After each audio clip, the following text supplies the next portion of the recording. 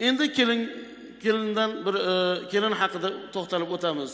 Yurtimizda erini ham, qaynota qaynonasini ham rozi qilgan jannatiy kelinlarimiz, kosasi barakotli kelinlar deydigan kelinlarimiz alhamdulillah juda ko'p.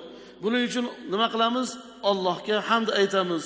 Haqiqatda ham juda bu ibratli kelinlarimiz ko'p. Lekin onani boladan orasiga sovuqchilik tushirib, ota-onadan bolasini ayirgan kelinlar ham yo'q emas. Bir kishini bilamiz, 7 yildan beri ota-onasidan xabar olmaydi. Ko'cha tili bilan aytganda ayoli bo'ynidan nima deydi?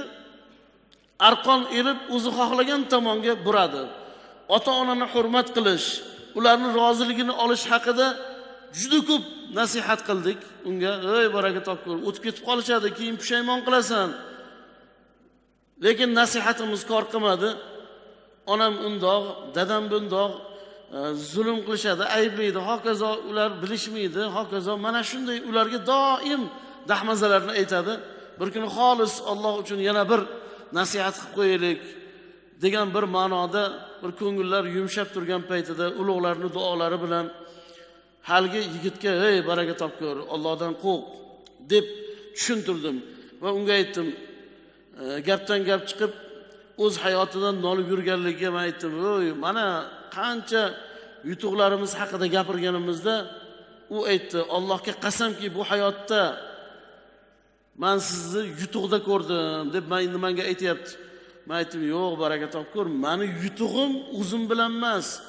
Million pul bilan bitmaydigan ishlarim, million tanishlarim bilan bitmaydigan ishlarim 300 kilometr narida padari buzrukvorim muhtarama onajonimni qilib turgan duolari bilan shu darajaga yetdim men. Mendagi narsalarni havas qiladigan bo'lsang bilib qo'y, nimaga erishgan bo'lsam hammasi ota-onamning duolari bilan deb halginga aytdim.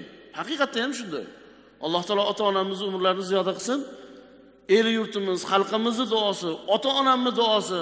Har hafta iloji boricha harakat qilaman borishga. Duolarni olishga harakat qilaman.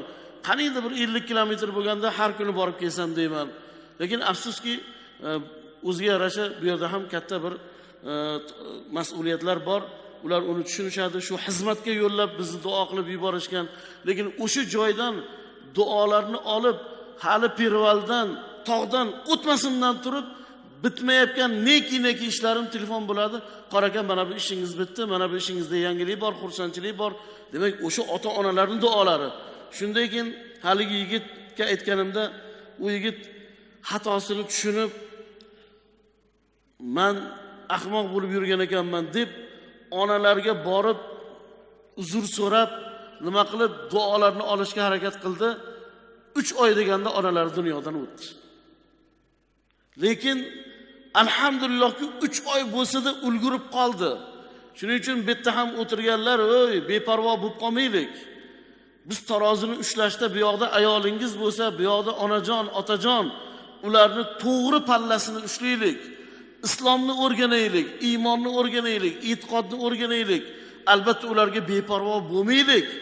Kechami o'tgan kuni kelgan ayolni deb ota-onangizga zulm qilib qo'ymang. Ota-onam deb turib shariatga xilofat talablar bo'layotgan bo'lsa, kelinga zulm qilib qo'ymang. Albatta Alloh zulmni harom qildi. Mana bu boralarda ham demakki ota-onani duosi pul bilan sotib bo'lmaydigan baxtga, ya'ni ibodatga, sajdaga halgi oilani erishtirdi.